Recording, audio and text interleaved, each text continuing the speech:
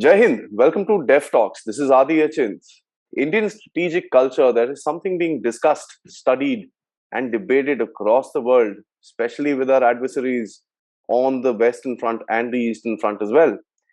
Our friends, our enemies, everyone is trying to see what is India today standing on as far as its strategic interests, its cultures, and its changing values as far as its outlook towards its national interests and defense. One thing is for sure, as I said, the adversaries that India has, especially within China, are studying this strategic culture very carefully. How much do they understand of this is something that I'd like to ask Major General Mandip Singh, a retired veteran general from the Regiment of the Artillery in the Indian Army, a scholar, a China watcher, and a senior fellow at the Manohar Parrikar Institute of Defense Studies. Sir, good morning and welcome to this discussion as to in our effort to try and understand, are the Chinese misreading Indian strategic culture? An article that you had written wherein this discussion originates from. Yeah, thanks a lot, Adi. Thanks for inviting me on the show. I wrote this piece because my view was that distinctly the Chinese seem to be misreading the Indian strategic culture. And so I thought I must put the record straight. That's how that piece came out. Actually, sir, it's quite an eye opener. But you know what I'm going to do for this interview? So I'm going to pose across some probably negatory questions, and I'd like you to kind of dwell upon it and put in across your point of view.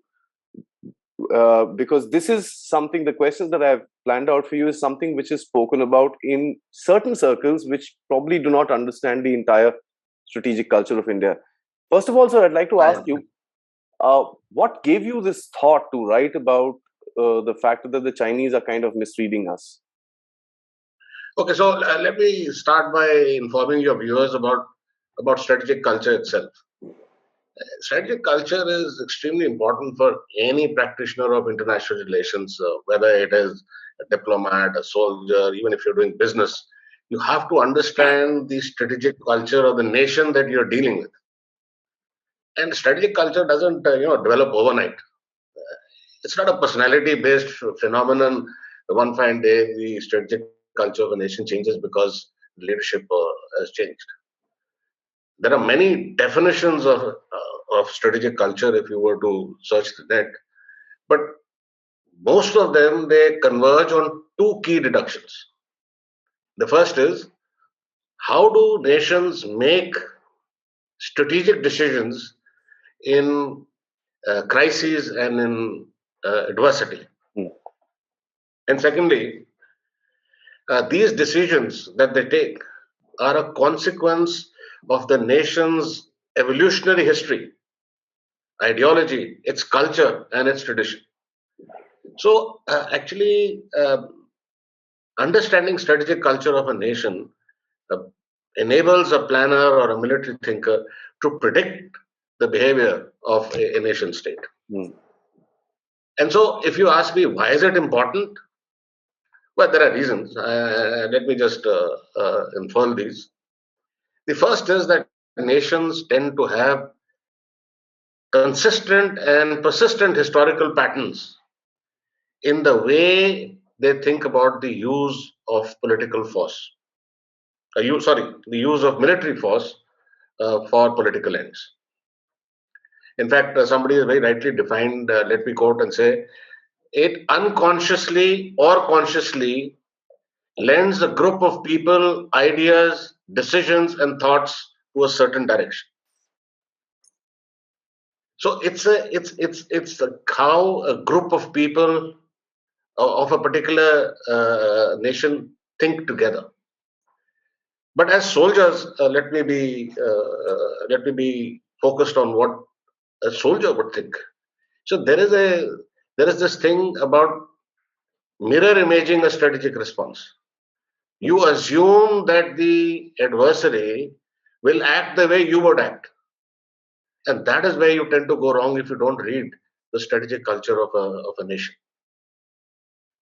So if, with this as a background, when this recent escalation has happened along the LAC, I felt that there seems to be a erroneous view amongst the Chinese military and strategic thinkers about their understanding of our strategic culture as possibly defensive, somewhat conciliatory, or reactive. And I thought I need to put the record straight. Interesting. I think that's a very, very good thought, sir. But, I'm going to, if you permit me, I'd like to, counter you with this particular thing. Even within India, there are a lot many who say that our outlook is very defensive. We don't, kind of push across our national interests in aggressive manner. Uh, People say that we are more worded than our, action. And one of the things that makes a mark in terms of especially defensive nature or an offensive nature with regards to its own national interest for a country is the kind of actions that it takes. Is that the case today, sir, or do you see India on a path of change as far as strategic outlook is concerned towards its adversaries and even friends? Yeah, so you said it. I mean, that's precisely the point I'm trying to make. That is to dispel the view that we have a defensive mindset. Let's take some examples. Look at Israel. You all know Israel's strategic culture is offensive. And why is it offensive? Because it's a small nation, it has no land or space, and it has a large part of the Arab world as an adversary. So for Israel, it's a question of survival of existence. And so they have no option but to have an aggressive and a preemptive mindset. In fact, in their military strategy and thinking, it is to carry the battle beyond their borders and never fight on the own side of the borders. But coming back to India, let me give you a few of our own examples, and then you can gauge for yourself as to what exactly has been our reaction and how have we reacted to various situations. Let's go back to the partition. In 1947, during the partition, we had millions of people killed and displaced. Yeah, India was at its weakest. But when it came to the issue of the state of J&K, the Indian Army acted with haste and acted with professionalism, and stalled a marauding Pak army, which was, in the disguise of raiders, had already entered in. Mm. If you again look at 1959, that was a time when relations with China started slowly worsening. And then you had the issue of the forward policy in the 60s at 60-61. And so this period from 1959 onwards till 1962, you had a problem on your northern borders.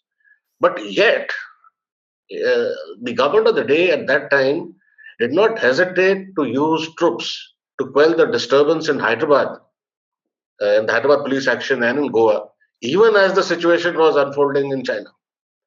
So you see, at that time, if you try to go back in time and see, there were multiple fronts, and yet there was no hesitation to react. Look at the 80s, at the end 80s. The Indian Army was deeply involved in Op Pavan in Sri Lanka. And while this was happening, you will recall this massive exercise brass tacks that was being conducted on the western border against Pakistan. And it was almost heading into a warlike situation till, if I recall, President Zia-ul-Haq came to watch that famous cricket match in Jaipur. And even as this was happening, there was also a standoff on the Chinese border in the famous Wangdong incident, which happened in 1986. And so that continued till well through 1987-88. So tell me, I mean, does this show a defensive mindset? It's something that somebody really needs to look into, sir. I don't think people are understood the entire history for that matter. And that's something, I also, I'd like to ask you another thing on this particular segment, sir, is the factor that when we talk about an aggressive mindset or the aggressive strategic values, isn't it also the factor that the over aggression shown in any particular situation can also land you into a lot of trouble for example, if you look at the Israeli pushback that it gives towards Palestine or any other adversaries of his, air raids on a particular small target, which also has collateral damage, which results in more and more of these radicalized youths coming across, wherein we don't use that kind of force because there is a certain balance that needs to be created with regards to our response towards these non-state actors. Would you agree that aggression also has to have a certain amount of balance and a certain amount of poise before you actually hit hard? See, let's not make this difference in understanding between what is strategic culture and what is comprehensive national power. Mhm. See, no one is advocating taking on a adversary head on just because he's more powerful. Nations actually hedge strategies and balance their power equations. Absolutely, yes. So, being aggressive is a cultural trait. And when we look at the comprehensive national power or how nations react, that is a different that that is altogether a different aspect of strategy. Diplomacy, including military diplomacy, is only a small subset of the comprehensive national power. And if you are hinting to say that just because we are aggressive towards Pakistan simply because it's a weaker nation, but towards because China is a bigger nation, we don't have the same attitude. I think I would just disagree with this entirely. Let me Absolutely. lace this with a couple of examples. Sure, sir. In See, in 1967, 68, if you remember that Nathula incident, where General Sagat Singh was the GOC, he was, in a very aggressive thing. Almost 300 Chinese soldiers were killed there. Yes. And then I just talked about the Wangdong incident in 1986-87. Incidentally, when this thing unfurled, we surprised the Chinese by airlifting an entire brigade of troops into Wangdong in the Songkarongchu area. Even in 2000, as recently 2013-14, when the transgressions and standoffs started happening in DBO and in Chumar, uh, we have contested the PLA at every stage. And there's no gauge. I mean, it's a known fact that the PLA was totally surprised in the preemption by the Indian Army in Doklam in 2017. So, aggressive preemptive reactions by Indian Army have been there for a long time. Look at the massive infrastructure we've built on the LAC ever since. I mean, 73 strategic roads which were languishing for years, the upgradation of airstrips, the creation of the Mountain Strike Corps. You've got new equipment coming in. You've got the M777. You've got the 3 130s landing at DVO. You've got this creation of aviation brigades. You've got new helicopters coming in. You've got reoriented. You reoriented your troops. So all in all, these have somewhat unnerved the PLA. And I think the finest example was in the Galwan incident, where the occupation of Rechenla and Rizangla Ridge was a strong message of aggressive intent on 29th, I think 29th of August, 2020. So if you look from a Chinese point of view, India has actually shown clear and unambiguous aggressive intent to defend the LAC. Absolutely. And so who says that our strategic culture is different towards Pakistan or China, I think that I would disagree. Absolutely. Thank you, sir, for bringing out that particular point, because, one of the things that people with a lesser knowledge of this particular subject talk about is the factor that, oh, we should, go ahead and attack and this and that. You've put it in a very, very correct perspective with regards to the whole outlook of a country, and one must look at incidents not in their individuality, but as a combined picture of the entire place. And I'm sure a lot of the viewers would be aware of the incident that happened in Arunachal Pradesh, which brought on a response from the Chinese to, which was in terms of propaganda and so on and so forth, to try and dispel the kind of news that was, pushing around within India. So that was a certain kind of aggression that we need to also understand, sir. Would you agree with something like that? That the kind of thought process that we are following with regards China and to contain China and its actions on our borders, would you agree with the current plan which is in place? Absolutely, absolutely.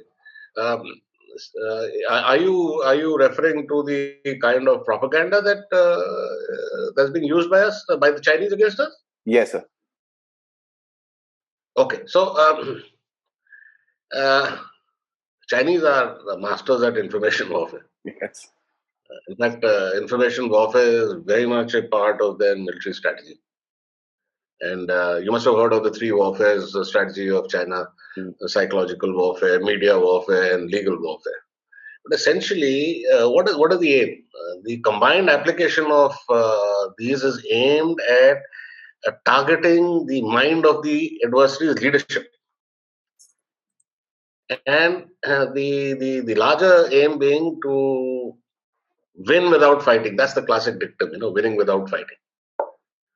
Um, I know I recall during this standoff, one of the most active voice pieces of China was the Global Times. Yes. And if you have followed it through the Ladakh standoff, you would note how at times it was rabid and often threatening and menacing. Yes. But but the fact is that Global Times has no credibility. It's not even a party mouthpiece. It's a third rung or a third level paper in various there are very levels in the hierarchy. Uh, GT is at the third level, and it's only been a part of the propaganda machinery because the articles are coming out in English, and so they were available for all to read. But if you were seriously following the party pieces, say the PLA Daily or the People's Daily or the Chushi, the party newspapers, you would have noticed that by and large they were not their reportage was balanced, it was mature, and they were not over the top. True. So so indeed propaganda has played a major role in this standoff, and I can give you more examples. The Russians actually hijacked the entire media space in 2014 in Ukraine, and played very hell in Ukraine. North Korea uses propaganda uh, and the media very effectively to keep the rest of the world guessing. So, if your answer to answer your question about propaganda, I think information warfare is a huge force multiplier. Mm. And let's not forget that in the Indian Army too, we have also been recognizing its relevance. Much has changed in the Indian Army. We've created a The very fact that we've created a post of a Director General Information Warfare is at the Army headquarters. That's by itself no mean achievement. We realize the importance. We have IW courses now being conducted at the Army's War College, um, and our capability to conduct information operations and influence operations has considerably enhanced over a period of time. So we are very much seized with the relevance of propaganda as a tool of military strategy and warfare. I think that's a very, very, very, I would say, a very satisfying thing to hear for somebody who watches this arena very carefully. And a lot of the times that people say that we are not responsive in terms of, our actions towards the Chinese. Well, a lot of the times India's responses are not known by the public because that's how we would like to keep it. Having said that, sir, I'd like to ask you, your argument is that the Chinese are not understanding us. I'd like you to kind of take that thing forward and try and help us understand where have they gone wrong in terms of understanding our strategic culture. Okay, so the first thing is to try to understand what is Chinese strategic culture. I mean, if we do not know them, how are we going to get to know how to deal with them? So, See, there are some clear strands in the Chinese strategic culture. The very first one is that they think that their culture is superior. I mean, they've got a we've got a very refined and established political structure. Um, they're extremely ethnocentric, and their way of rating or scaling others is with reference to their own vanity and pride. And so they think that we are the oldest civilization. We are morally and culturally far superior, and our statecraft is much more refined. That's the first thing. So when to understand them. The other is this oft spoken about Middle Kingdom um, view, which is actually the core of their hierarchical international system. That the Chinese are at the center of the universe, and then around them are barbarians, and that they must kowtow, and that they are vassal states, so they must pay obeisance or tribute. And they would argue that the Westphalian system is only as much as what 500 years old, but we've been a nation state for 5,000 years. And then there is this belief that they are not hegemonic at all. They've never colonized. They've never explored outside their boundaries.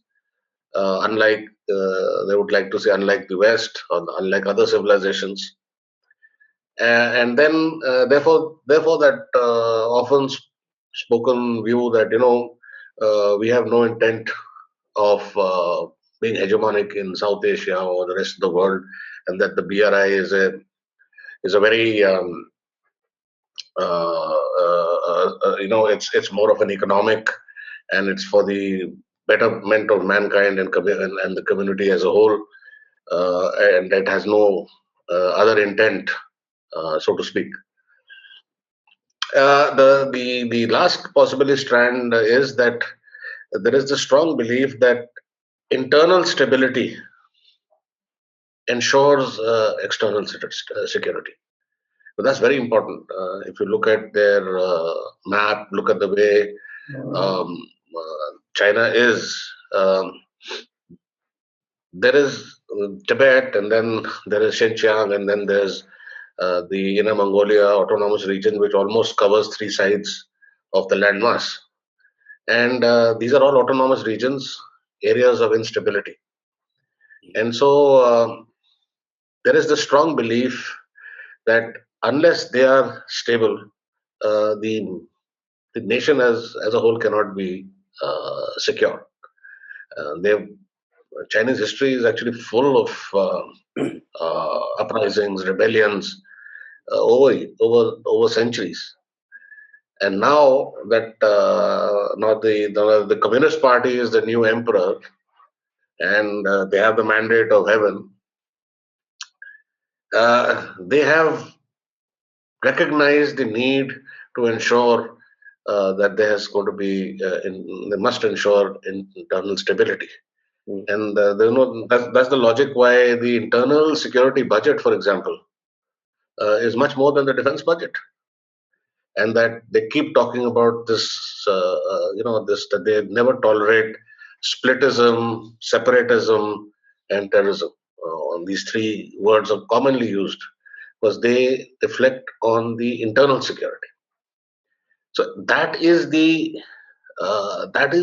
larger strategic culture and thought process of the Chinese people. And so, if you were to come to the present and say what has changed ever since you have Mr. Xi Jinping as now as the possibly president for life. Let's wait how it pans out. And a few things are noticeable that have happened. First is hard power or realism has actually gained prominence. The Deng Xiaoping's the 24 what dictum doesn't hold good, that's been shed.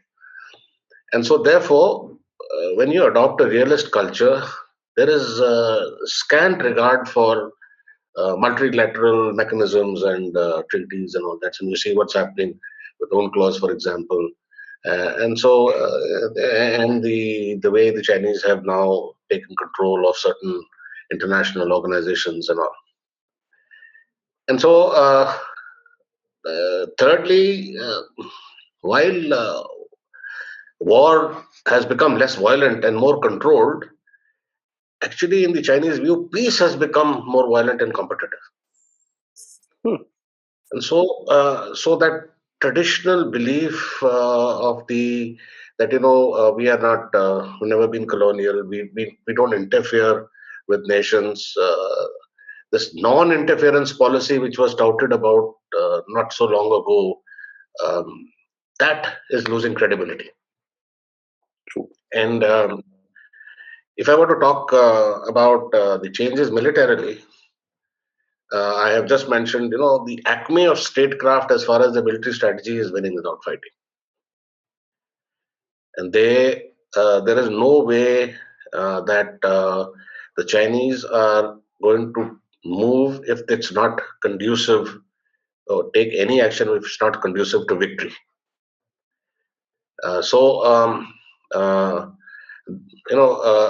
if they were to ever use military power, it would be assured victory.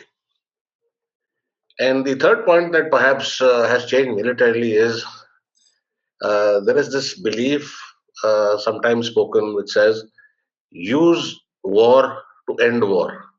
A quick, decisive, offensive, um, short, localized war is better to prevent, rather than going for a long, drawn escalation and a prolonged and costly war. So you're seeing this change of uh, the concept of local wars under informatization and now under intelligentization that's happening. It basically is now uh, narrowing the scope in time and space, but it is uh, becoming more and more frequent. And I think the last thing that I noticed in the change in the military thinking is that China has started giving impetus response, a little more, should I say, importance and relevance to asymmetric warfare and hybrid warfare. And they do believe that in short and localized conflicts, this hybrid war and asymmetric wars can actually pay dividends much quicker and faster. Sure. So I think all in all, if I were to look at their change in the political culture, it is what I said was largely that there's been a lot more aggression and realism and hard power. And militarily, there has been a total RMA, which is intended to win short, localized wars um, without getting into a long drawn, costly, prolonged war. So with this in mind, so how have they kind of misread what India's defense or India's national strategy would be in terms of security? Yeah, so maybe while Chinese are known to read history and they're supposed to be reading extensively in their colleges and in their universities, particularly the defense universities, but uh, I personally feel that uh, the kind of examples and the way India has acted in situations post independence, there is reason to believe that India is an emerging, uh, it's an emerging power, it's an emerging regional power, and that it needs to be given its due importance. And so therefore, um, if there is this view that the India is defensive and that they are reactive, I think I think they're going wrong. I'd agree with you, sir, and especially the entire Ladakh standoff is a clear example that they've probably not read the Indian responses, and they've probably not wargamed the entire situation very well. Because to my mind and to my eyes, it looks like a place that they are stuck, uh, and they probably don't have anywhere to go with regards to their entire outlook towards this to stand the standoff and how to resolve it. Because if they kind of say today that they are not going to let go of anything like that, it's also the other way around, and that's something that I think a lot of us in India must also understand, that yes, we are also sitting there for the winter, but it's also the Chinese that are going to be sitting there for the entire winter. So if it's harsh for us, let me assure you, and I think I can speak less about this, but the general would be able to speak a little more. It's horrible for them. So my last question with you is that there is a good old saying that there are no friends without fear. Would you agree to something like this? And should India look at more of a, you know, for example, if you look at Pakistan, when they're fearful of us with regards our pushback or our reactions, for example, the surgical strikes and so on and so forth, they stay away from us. But the minute we lay off our hands from the drive button, they try and start acting funny again. So is there a need to deal a cost to the opponent to ensure a level of a level, very level playing field with regards to strategic outlook? And is there, as I come back to the old saying that there's no friends without fear? Oh, so undoubtedly, India needs to be aggressive with the adversaries. I mean, there's no two ways about that. But we have to face certain realities. I mean, China is a stronger power. Its GDP is 5 times ours, and it's growing. Our military industrial complex is stronger.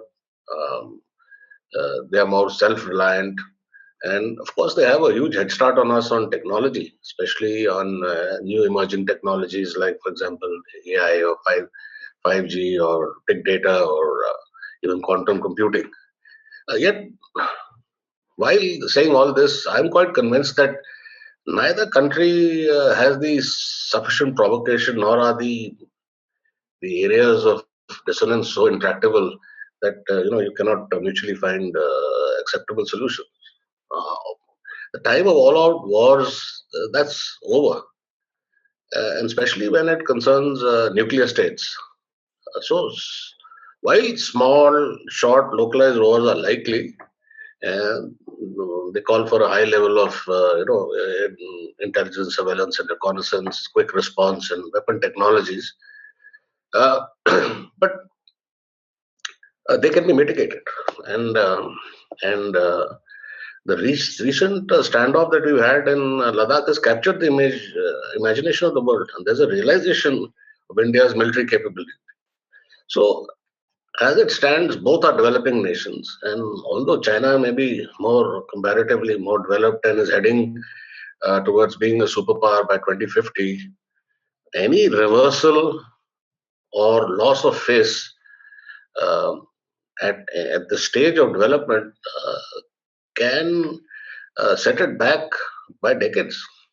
Not only the economic part, but even the political dispensation.